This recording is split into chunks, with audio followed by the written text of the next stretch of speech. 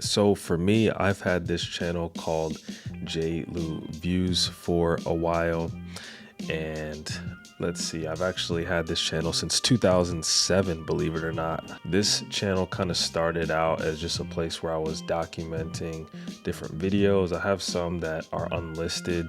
They're just kind of like home videos, family videos, just different stuff that we had uploaded just to be able to share with each other. Then it had turned into kind of a review channel where I created some product reviews, mainly around like headphones. I had speaker review, even Warby Parker a few years ago. Then I had done some credit card reviews, and then I started documenting some things that I was doing at home, like home DIY projects. And a couple years ago, my wife and I bought our first house. And there's a lot of things that I've learned from some experience working on a renovation, a fix and flip house. I learned a ton about using different tools, power tools, woodworking, using saws, nail guns, drills, all of that stuff. Now that we actually own a home, there's a lot of different things that I'm excited to do and have already done. And you can see that here on some of the videos that I have on the channel. This one DIY wood slat wall. This has 76,000 views to date. So this is like one of the highest viewed videos that I've ever created. So I want to continue some more stuff like that. And just recently I've done a few more home projects, and I want to do it not just because of YouTube, but I actually have an interest in doing them all together. And so one of the things that I've learned from one of my online mentors, Myron Golden, is to just turn the camera on, just document what you're doing. In fact, you could see even right here, he's one of the people that I'm subscribed to. And so I watch him a lot. Shout out to Myron Golden. But I needed to rebrand this YouTube channel, and I've actually changed the name to Rooms for Improvement. And there's a few other things that I need to improve, but I kind of want to walk you through the steps of how I did this. So knowing that I wanted to change the channel to focus more on DIY type projects and home improvement, I wanted to brainstorm a good name for that. And I kind of teased the name already, but just for reference, here's what I did. I used ChatGPT to help me with this. And what I did was I typed this into ChatGPT, basically asking it to help me with some names for a channel. And you could do the same thing. You could type in the niche, kind of what type of videos that you want to focus on, and any other specific details that you want ChatGPT to consider. I threw that into ChatGPT, give me some ideas, and here are all the ideas that it came up with. Now, some of these are good, some of these I didn't quite like, and that's okay. There's going to be some that you don't like, but you can ask it for some more. And so I did that as well. Give me something that has the word improved in it, and it gave me some even more. It gave me 20 more ideas with the word improved. But then I also thought that I wanted to have something that had a little bit of a play on words. And so I asked ChatGPT, what are some common phrases or sayings related to improvement or getting better? Because that's kind of what the focus of the channel is. It's about improving your home space, your living spaces, doing DIY projects, all of that. And so here are several phrases that it came up with. Then I got to number 9. I was like, this might work. And so there's always room for improvement. And we have a little bit of a pun, a little play on words with the room for improvement. And so I thought, well, what if it was called Rooms for Improvement? And so then that's when I went to YouTube to type in, did this actually exist? And come to find out, the channel URL, the kind of username, did not exist. And so I typed it in, and I was able to secure that in YouTube Studio. And so I was able to secure that right away. So now the channel is called Rooms for Improvement. I changed the name as well as the handle. Then next was to get a description for this channel. And again, I went to ChatGPT to help me out with this. I said, write a YouTube description that is about home improvement projects, light renovation, DIY projects, etc. And I even gave it the channel name. And this is what I came up with. So now that also lives in the description. You could do the same exact thing for your channel. Now, the next part of this was to actually change the logo and the color scheme of this YouTube channel, the brand, whatever you want to call it. Now, you don't have to go too far with this. This isn't super necessary. You could just put a picture of yourself or your house or go really simple, but I wanted to create some type of kind of brand elements. So a logo and brand colors. To do that, I use trusty old Canva, and Canva is an amazing tool and application that allows you to do a ton of different things. And so I use Canva pretty much every single day in my main job, in content creation, and I've used it for other projects to create logos and all that type of stuff. So all I did was type in logo into Canva, the search bar, and it gives me tons of examples, and you can draw inspiration from this. After that, I just created a new project and I clicked on logo.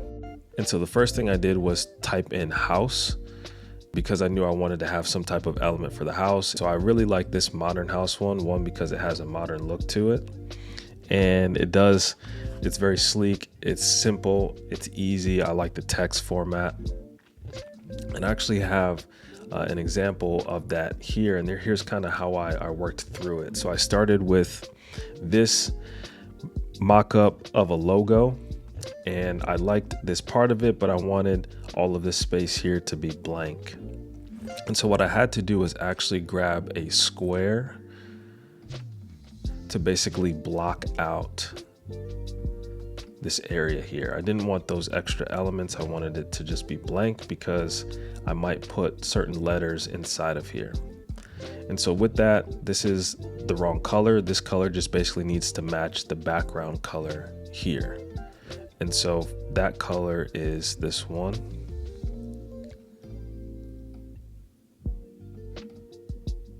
And so now that essentially eliminates what was inside of here. And that's kind of a hack inside of Canva or any other graphic design software where you're not able to quite change the color of those things.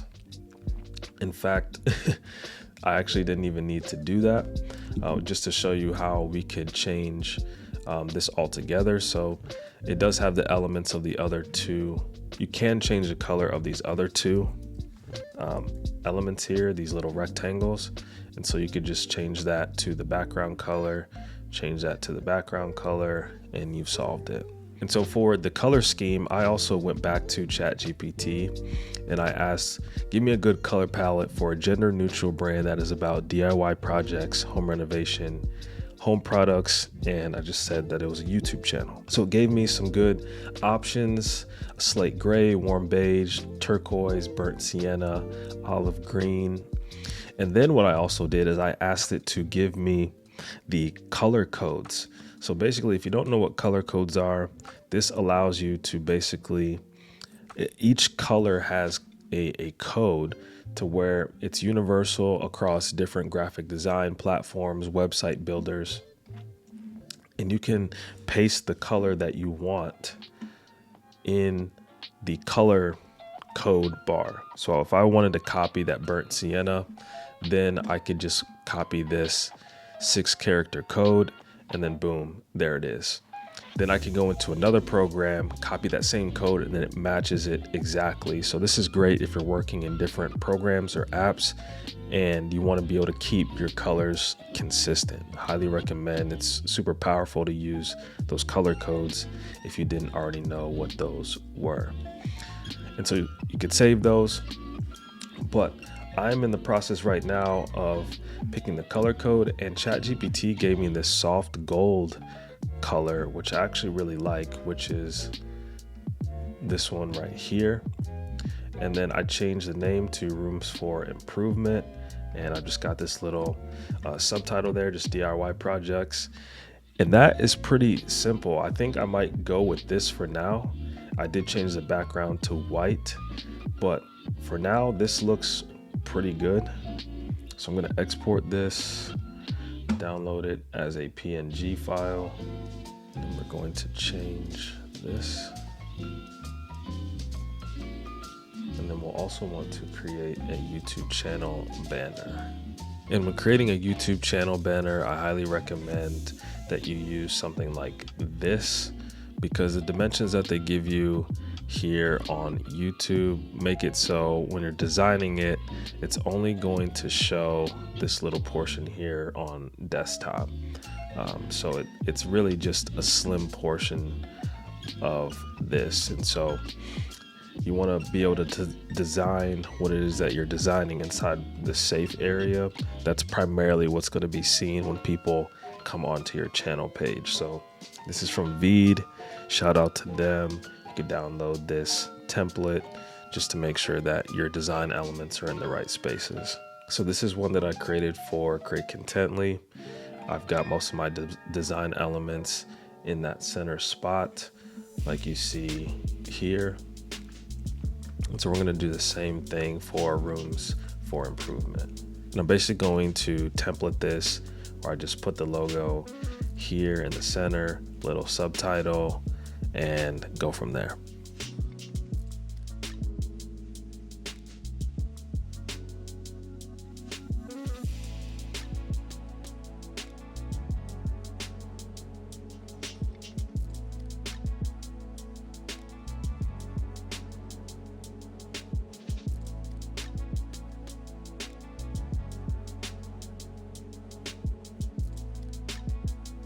So there we have our new channel banner for our YouTube channel.